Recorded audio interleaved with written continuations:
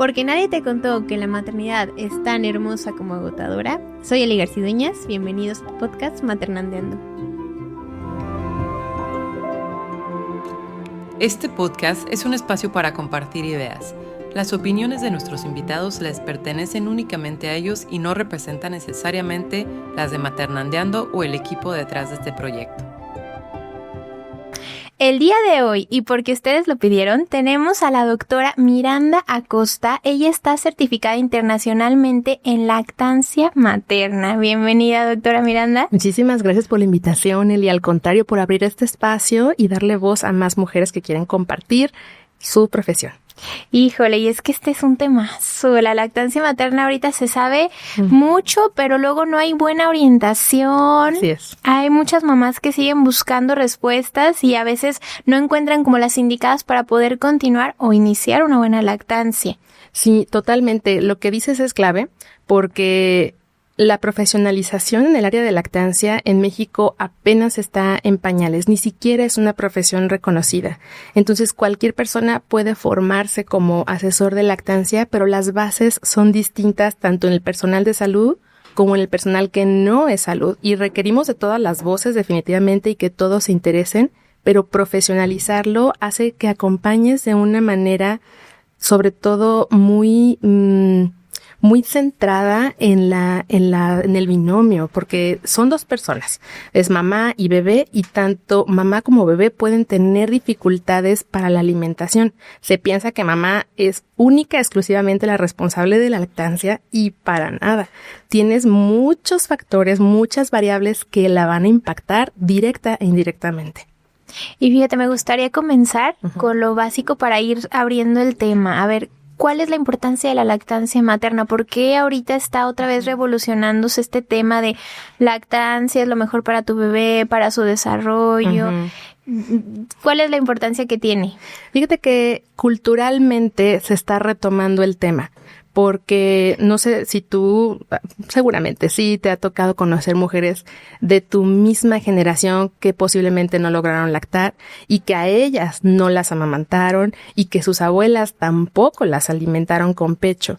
Entonces la lactancia tiene una importancia biológica principalmente como especie. Somos mamíferos y literal nosotros somos mamíferos porque consumimos leche de nuestra propia madre. La palabra mamífero en latín significa mamar. Entonces, todos los mamíferos consumimos leche. Nosotros lo somos, pero nuestra continuidad después de justamente el nacimiento es iniciar la lactancia. Es lo que como especie humana nos ha traído hasta estos momentos, que nos alimentemos de la leche de nuestras propias madres. Entonces, importancia biológica está ahí. La importancia de salud ni siquiera se diga. Hay muchísimos beneficios tanto para mamá como para bebé, para la sociedad, para la economía familiar y también para el medio ambiente. Entonces, uno de ellos, por ejemplo, si yo te pudiera nombrar uno de los beneficios de la lactancia en mamá, es que disminuye el riesgo tras el nacimiento de una hemorragia, porque hace que el útero empiece a contraerse pronto por la liberación de oxitocina, y eso hace que hay un término médico que se llama involución uterina, o que el útero regresa al tamaño normal después del parto, más pronto que una mujer que no lacta. Entonces, en bebés hay muchísimos más beneficios, no nada más es para la mamá y para el bebé, pero ellos tienen menor riesgo de infecciones gastrointestinales, menos riesgo de infecciones respiratorias, fortalece el vínculo entre mamá y bebé. Y a la humanidad es, la verdad, yo creo que una herencia que le podemos dejar al medio ambiente, porque no produce residuos amamantar, tiene equidad justamente social, o sea, todas las mujeres podemos amamantar, todas las mujeres tenemos esa oportunidad y como sociedad nos iguala a la lactancia. Y hay muchos mitos, ¿verdad? Por ahí de que no hay suficiente leche, que hay una sola postura, y de ahí te voy a preguntar, ¿hay algunas posturas que se sugieren a determinada mamá por la forma de su pecho, la boca de su bebé, o todo es igual, ¿no? Te voy a contar un poquito por qué te pregunto esta. Cuando nació mi primer bebé, yo llego a la sala de recuperación, me dan al bebé y me dicen, pégatelo. Como si fuera cola loca. Yo me 21 años sin saber qué hacer con un bebé y me dicen pégatelo, fue muy frustrante.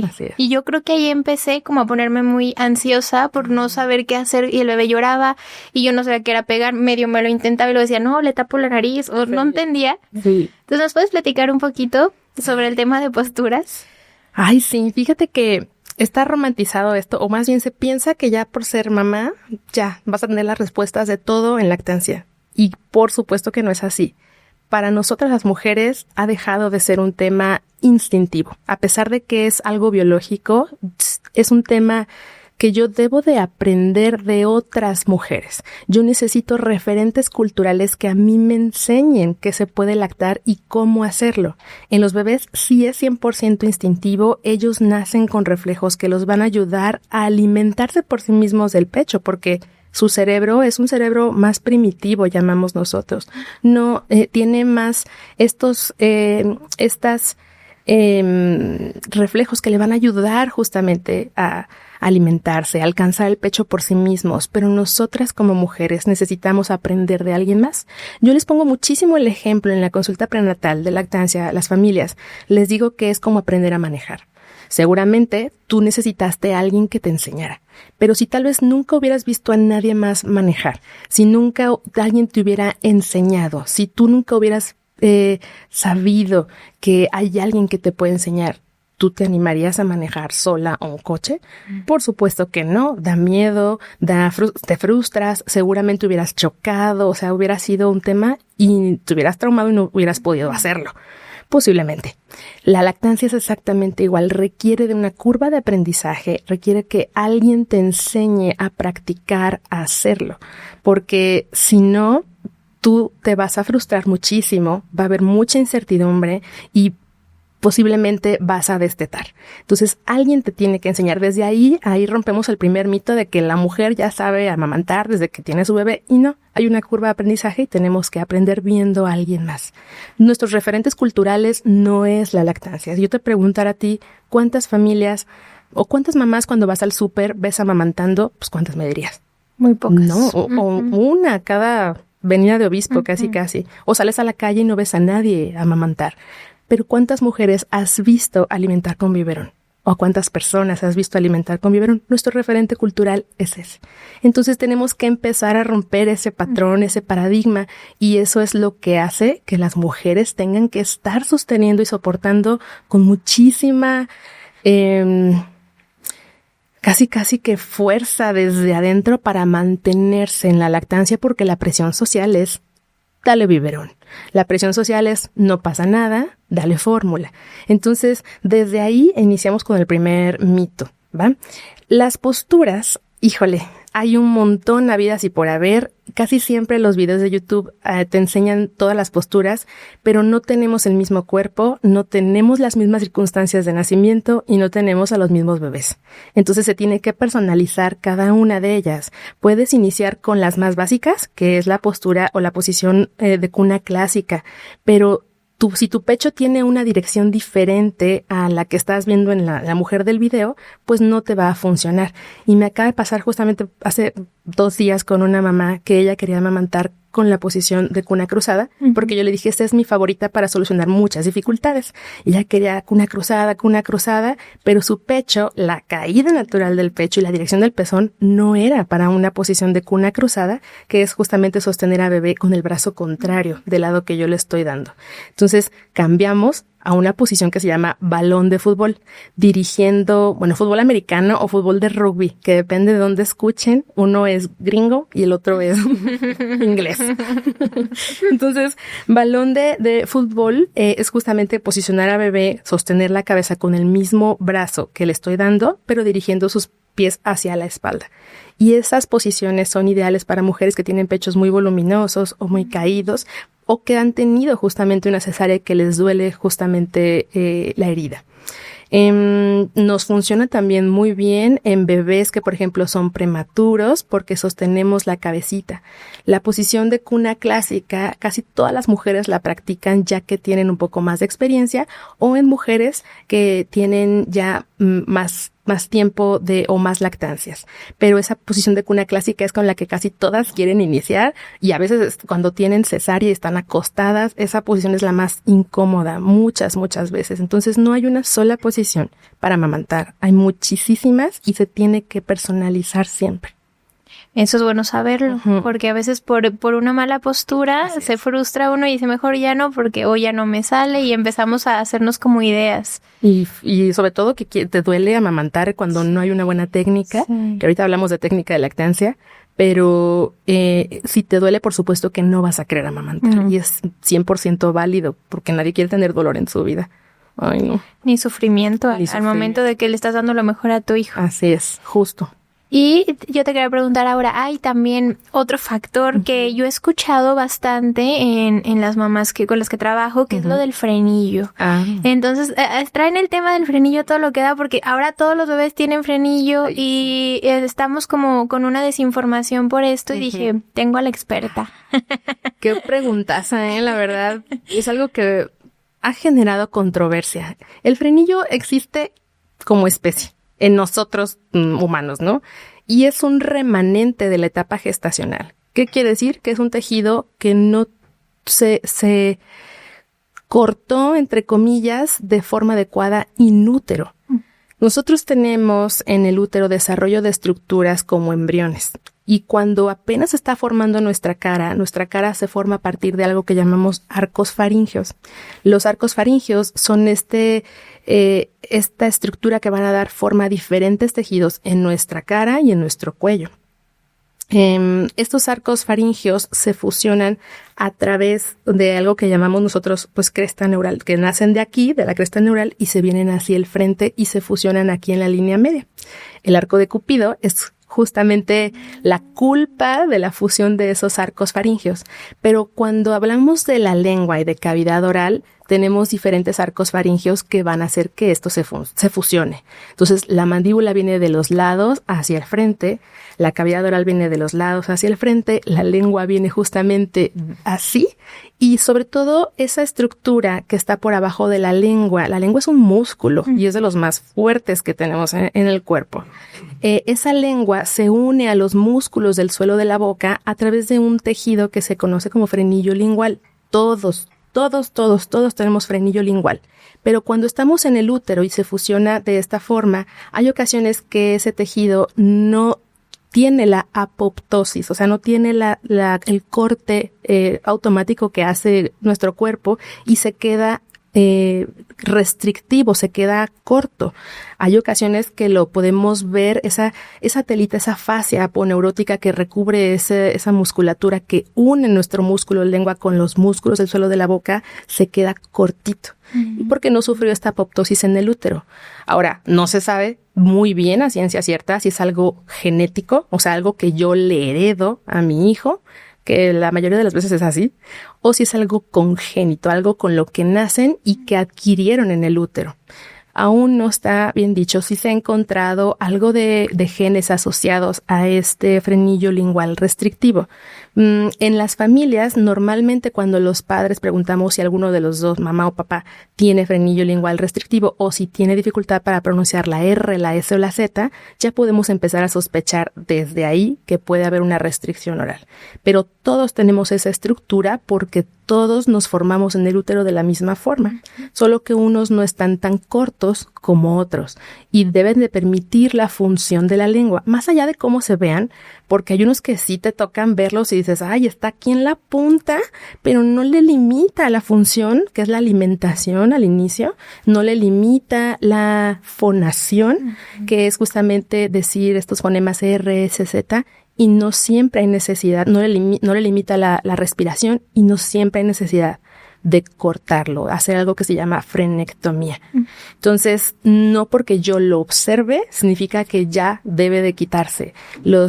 En la medicina, lo ideal es, y siempre decimos función, o sea, vida, función, estética. La vida es lo primerito, si te permite sobrevivir, adelante. Después la función te permite mantener la función, adelante. Si no te permite mantener la función, o si te permite mantener la función, lo haces por estética. Okay. Pero si la lengua funciona como debería, que tiene diferentes funciones, no hay necesidad de hacer absolutamente nada. Y eso lo evaluamos desde recién nacidos, ¿eh? O sea, no es que es como que hay que esperar 1 mes, 2 meses, no. Desde recién nacidos se tiene que evaluar.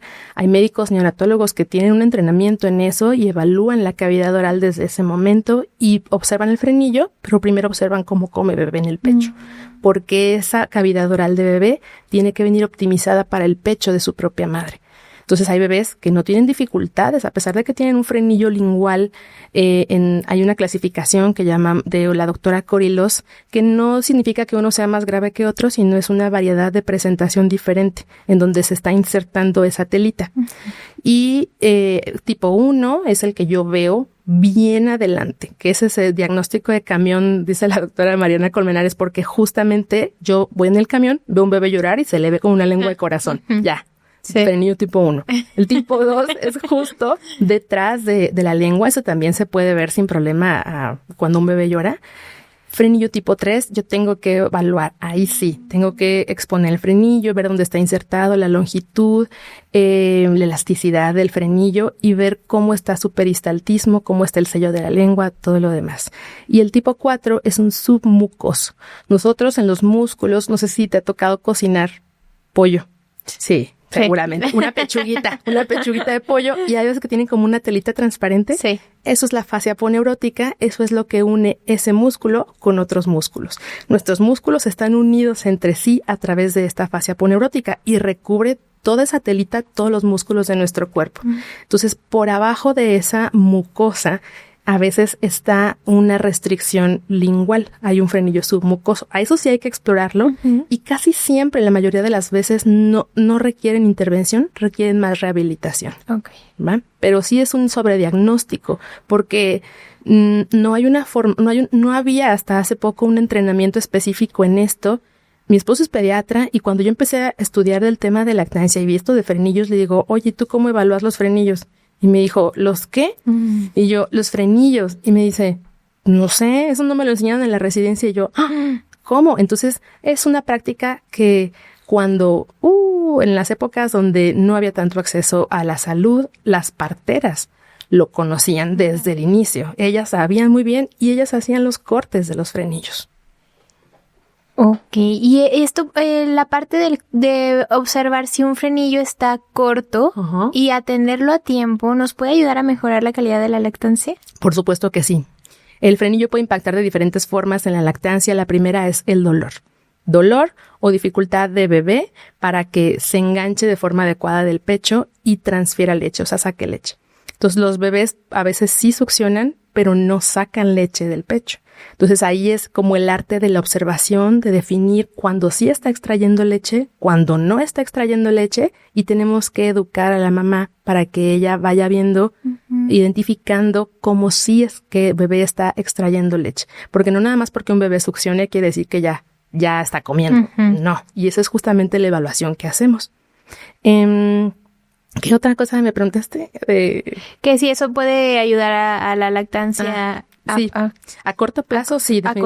Definitivamente. Si hay dolor, si hay molestias y esa es la causa, se soluciona haciendo frenectomía y inmediatamente se quita el dolor o la molestia. Pero tiene que haber una evaluación antes de que se haga la frenectomía, tiene que haber una evaluación por parte de personal entrenado en lactancia, porque es bien fácil que yo vea y diga, tiene frenillo, córtalo. Pero no, tal vez no se va a solucionar la base de la lactancia si no hay una rehabilitación, si no se hace de forma adecuada. O sea, el personal que lo hace tiene que tener un entrenamiento justamente en el tema de lactancia. Evaluamos con una herramienta nosotros que se llama Hasselbacher. Hay diferentes herramientas de valoración y de evaluación para el frenillo lingual. Esa es mi favorita porque evalúa tanto el aspecto de la lengua y la función de la lengua. Nos da un puntaje y ahí nos dice si es restrictivo o no y se manda justamente a frenectomía y hay que dar un seguimiento. No es nada más como el corte y ya, no. El corte es como la solución, la primera solución, pero la solución completa es justamente la rehabilitación. Para que sí ya pueda ahora sí continuar y hacer una buena succión. Ajá, justo. ¿Qué factores, doctora, determinan una buena lactancia? Multifactorial. totalmente, no es nada más que mamá quiera, porque ahí también es, no quiere amamantar, no sabes la historia que hay detrás. O sea, no es nada más que yo lo decida, es que el sistema de salud me apoye para iniciar la lactancia con buen pie. Desde ahí, no hacer cesáreas innecesarias. Y si hay cesáreas, entonces que sea de preferencia humanizada, en la que se me permite el contacto inmediato, piel a piel con bebé, y que se inicie la lactancia dentro de la primera hora de vida.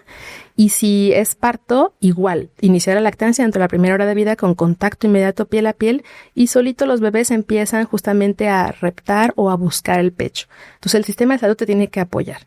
Tiene que haber justamente una asesoría inicial, alguien que te diga cómo. Entonces, la educación es otro factor que la va a impactar. Muchas familias y muchas mamás que son primerizas en su vida han lactado. Claro. No van a ser expertas. Alguien las tiene que orientar. Entonces, ahí está la educación. Idealmente tendría que ser prenatal para que las mamás vayan sabiendo pues cómo posicionar a bebé, qué factores impactan, y ya de ahí que alguien las oriente en la práctica. El siguiente factor, que yo creo que esto es un tema bien profundo que da para otro capítulo completo, que es los derechos laborales. Y regresar a trabajar después de tener una lactancia, después de tener una lactancia exclusiva y después de tener a bebé, no existen salas de lactancia para que yo me extraiga leche en mi área laboral. Normalmente se extraen leche en los baños, se extraen leche en los vertederos, se extraen leche en bodegas, en lugares que no están acondicionados, o a veces, la gran mayoría de las veces, tienen que destetar porque no hay lugar donde extraerse leche para continuar lactancia. Entonces, la licencia de maternidad es muy corta. 90 días completitos. Y 90 días no nos alcanza. Definitivamente no nos alcanza porque es una gran limitación. Los derechos, a pesar de que la Ley Federal del Trabajo dice que tienes tu permiso de lactancia de 2 periodos de 30 minutos o un periodo de 1 hora, que eso no es lo ideal, dicho sea de paso, no es lo ideal, porque para la lactancia yo tengo que mantener un estímulo cada 3 horas más o menos o 4. Entonces lo ideal es que yo tenga mis 2 periodos de 30 minutos entre una jornada de 8 horas. Pero eso, si yo no lo tengo, o sea, si tengo el permiso de lactancia, pero no tengo dónde extraerme leche, pues es como si estuviera un gran vacío legal. Hay una guía de implementación para salas de lactancia. En nuestro estado tenemos justamente reformas en ese aspecto, pero solamente para instituciones públicas, y no hay nadie que lo esté regulando. O sea, hay instituciones públicas que, aunque esté ahí en la ley, no tienen su sala de lactancia. Es un poco frustrante y eso es un factor que impacta. Entonces, las mamás que deciden hacer, dejar de trabajar o destetar. Esas son sus opciones y es frustrante porque la familia a veces depende del ingreso también de mamá. Y pues mamá dice, ni modo, pues doy fórmula y desteto y ya se me va otro ingreso justamente de mi trabajo solamente porque no tengo un lugar para mantener la lactancia. Otro factor que impacta mucho es el factor social. La violencia que puede vivir una mujer alrededor de su lactancia o de su maternidad impacta directamente el factor emocional. Hay mujeres que viven con depresión posparto o depresión perinatal y no tienen la ayuda adecuada y no siempre son orientadas de la mejor forma y terminan destetando. Otro factor que influye mucho es el acceso a la información. Desafortunadamente es casi que un privilegio tener a alguien que te apoye de forma adecuada en la lactancia. No tenemos esta educación, el personal de salud no la tiene, que es principalmente quien tendría que estar informado en el tema. Y afortunadamente en Guanajuato Estado tenemos un programa de lactancia que en Secretaría de Salud ayuda justamente a que tengamos una orientación, una capacitación. Existen los hospitales amigos del niño y de la niña, pero no siempre hay una orientación adecuada y las personas no siempre conocen que tienen acceso a esa información. Y es, pues la verdad, frustrante, pero sí es multifactorial. Multifactorial. Y ahorita que dijiste todos estos factores, me quiero tomar de uno en especial que me hace mucho ruido, que es el de la violencia. Sí, porque justo ahora, conmigo con mamás, trabajo con mamás, entonces traen mucha culpa, porque bueno, ya tuve que dejar de amamantar porque pues me tuve que ir a mi trabajo, o se lo guardan y eso se les ve en su cara cuando se toca el tema de la lactancia y se ponen como tristes, enojadas, hasta con ellas mismas, o lo dicen, pues sí, no, yo ya no pude más, o sea, yo no hubo otra opción, y lo dicen con tristeza. Sí, hay violencia alrededor de la lactancia, definitivamente. Tanto han sonado muchísimos casos en redes sociales, mujeres que, por ejemplo, van viajando y que toman un avión y que van cargando su leche y dicen, no puede traer más de 100 mililitros en cabina o en ningún otro lado. Ay, pero es para mi bebé. ¿Y dónde está su bebé? ¿Por qué no trae a su bebé? ¿Cómo? Y te tiran tu leche, o sea, no te la permiten subir. Eso es violencia, porque me estás violentando mi derecho de mantener una lactancia, que dicho sea de paso es un derecho humano de interés superior para la infancia. O sea, que es tu derecho a amamantar, pero es más derecho incluso del niño y de la niña recibir una alimentación adecuada y apropiada para su edad. Entonces, si no te permiten llevar esa leche en el avión, te están violentando un derecho. Hay personas que te impiden amamantar en público, que te dicen cosas cuando estás amamantando, que te observan de una forma muy morbosa, porque también el pecho materno está hipersexualizado. Y las mujeres se sienten presionadas y apenadas justamente para amamantar en público. Entonces, por más que yo mantengo la lactancia, salgo a la calle, mi bebé me está pidiendo y yo no me siento cómoda amamantando porque siento que medio mundo me va a ver. Hay violencia también a las mujeres que lactan en el sector salud. Vas con un médico porque te enfermas de cualquier cosa y tienes 2 años de lactancia y le dices, oiga, pero este medicamento es compatible con lactancia, y te regañan literal por mantener una lactancia cuando las recomendaciones de la Organización Mundial de la Salud son esas, ¿no? Te regañan, te hace sentir culpable y tú seguramente ibas por algo que ni al caso y terminas sintiéndote mal por seguir dando pecho y dices, no, pues ya no voy a dar, soy mala mamá, le estoy ocasionando un daño a mi bebé. De verdad hay mucha violencia alrededor. Te voy a platicar y se me acaba de pasar. Ay, no. Fuiste, es que es bien común. Sí, me regañaron y me dijeron que por eso me estaba enfermando tanto, por seguir dando lactancia, y que la OMS, lo voy a mencionar, sí. Y que la OMS hizo ese estudio para los niños de África y los niños que no tienen un acceso a la alimentación, por eso dan la opción de lactancia, y yo me quedé así de, sí, pero sí sale sintiéndote culpable porque es un doctor y ya tiene autoridad médica. Entonces yo dije, voy a investigar un poquito más. Y me dijo que si me iba a dar una medicina que no era compatible con la lactancia, que si aún así le iba a seguir dando a mi bebé. Ay, no puede ser. Que ya era hora de que yo destetara. Entonces fue así de, y eso fue hace unos meses. Sí. A la fecha ya desteté, justo esta semana. Pero dije, órale, un profesional de la salud todavía en esta época diciéndote eso, ya es hasta como negligente, ¿no? No, es violento. Sí, definitivamente hay que nombrarlo, y es violento porque la decisión radica única y exclusivamente en mamá y bebé hasta cuánto tiempo quieres durar en lactancia. Obviamente, tenemos que tener también otras herramientas, otros recursos, porque el pecho es la mejor herramienta de crianza que existe, porque te soluciona todo, de verdad. Todo. Pero hay que tener otras herramientas para vincularnos con bebé, no nada más el pecho. Entonces, eso es también importante nombrarlo, que cuando yo lo utilizo como única herramienta, yo limito mis habilidades parentales, mis habilidades parentales que tengo que tener. Si yo no, me cuesta trabajo tener otras habilidades parentales, es ahí donde entonces yo tengo que pedir ayuda, decir, oye, ¿sabes qué? ¿Cómo le hago para destetar? Pero esto es de lo más común. Las mujeres llevan algo que llamamos nosotros lactancias de closet. O sea, que ellas dicen, no estoy en lactancia, para que le den un tratamiento adecuado, y luego ellas buscan en una herramienta buenísima que es www.e-lactancia.org compatibilidad de medicamentos, que es una herramienta muy confiable. Y ellas dicen, sí me lo puedo tomar, y evitan decirlo porque no quieren sentir justamente ese comentario que es totalmente innecesario.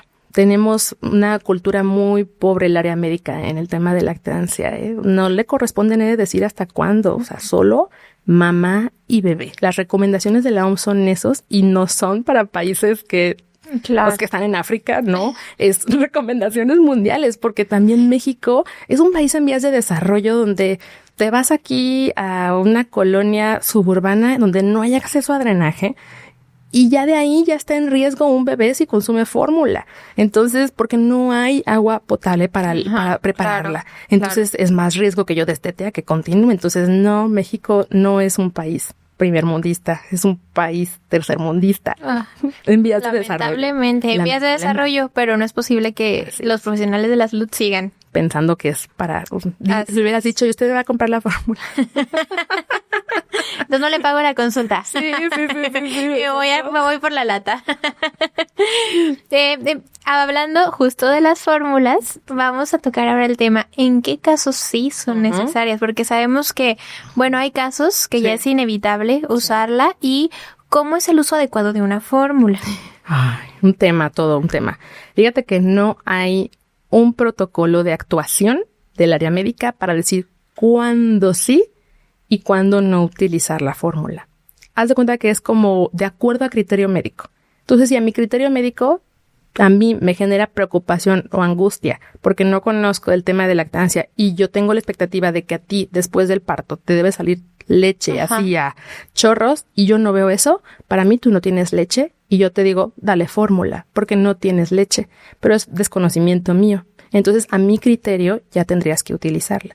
Pero no, realmente la fórmula hay que utilizarla en situaciones muy puntuales en los que verdaderamente no exista el acceso a la leche de su propia madre o que bebé, aunque mamá tenga leche, no esté extrayendo leche de forma eficiente y se empieza a complicar con una deshidratación, con algo que llamamos ictericia, que es cuando las bilirrubinas están altas y no hay suficiente alimento o de forma adecuada, leche materna no hay suficiente extracción de esta leche por este bebé, podemos suplementar. Pero es eso, suplementación, no es sustitución completa de la lactancia. Entonces se debe de utilizar de una forma muy cautelosa para evitar desplazar la lactancia. La verdad es que se utiliza con muchísima frecuencia en el ámbito, porque las mamás pues están cansadas después de extraer y no siempre tienen el cuidado para decir, sí, aquí está la técnica y todo. A veces están solas maternando y no siempre tienen la oportunidad de cuidar la técnica y los bebés a veces no se alimentan de forma adecuada y en ocasiones cuando no logran extraer leche el volumen que necesita bebé, es ahí cuando la utilizamos. Pero no es que a todas les tengamos que dar, sino tú tienes que evaluar primero la técnica de lactancia, ver que bebé realmente esté comiendo, que no nada más te digo esté succionando, y si en dado caso mamá tiene leche pero bebé no la está extrayendo, yo identificar por qué, y primerito recomendarle a mamá extraer su leche y ofrecer con otro medio que de preferencia no me dificulte regresar al pecho. Puede ser una técnica de vasito, puede ser una técnica de dedo sonda, dedo jeringa, y de ahí volver nuevamente al pecho. Es un seguimiento bien cercano en esa primera semana. Casi siempre se utiliza en la primera semana cuando no existe el acceso hacia una lactancia eficiente u óptima. Y en cuanto se recupera bebé y en cuanto se recupera mamá también en la técnica y todo, destetamos la fórmula y volvemos a relactar. O sea, el chiste es que solo la utilicemos en momentos puntuales. Hay una contraindicación, solamente una contraindicación absoluta de la lactancia por parte de bebé, que es que tenga una enfermedad que se llama galactosemia. Y eso se detecta con el tamiz metabólico. La galactosemia es una enfermedad en la que nosotros no podemos desdoblar, no podemos digerir la lactosa de forma congénita. Eso es incompatible con la vida. Si yo le doy a bebé que tiene galactosemia, leche materna que tiene lactosa, entonces lo pongo en riesgo. Pero eso es rarísimo. Es una complicación que en todos estos años, la verdad, nunca me ha tocado ver. Es poco común y se trata con el tamiz metabólico, el del taloncito.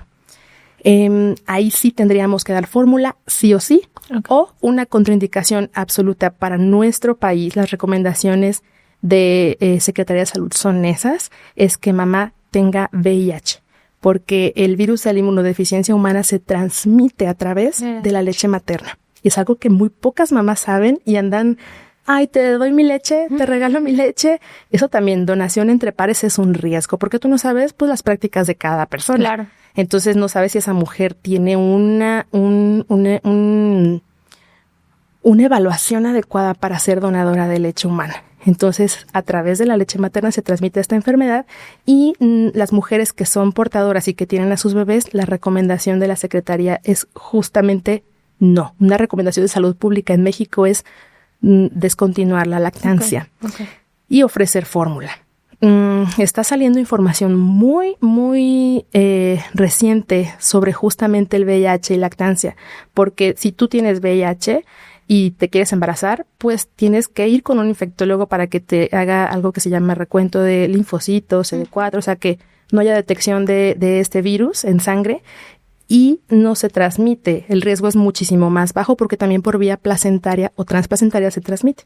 Entonces, a través de leche materna, si yo tomo mis medicamentos antirretrovirales, mi conteo de este virus es muy bajo, el riesgo de contagio es muy bajo. Nunca es cero, pero es muy bajo. Entonces, ahora está saliendo información de que es decisión informada de la mujer. Aunque la recomendación en salud pública en nuestro país es no. Si tú acompañas a una mujer que está en lactancia y ella sabe esto, se toma su medicamento de forma así como religiosa y se hace sus estudios de sangre constantemente y se da tratamiento también a bebé antirretroviral, el riesgo es muy bajo, ella pudiera continuar lactancia, pero es una recomendación bien personalizada, no es de salud pública.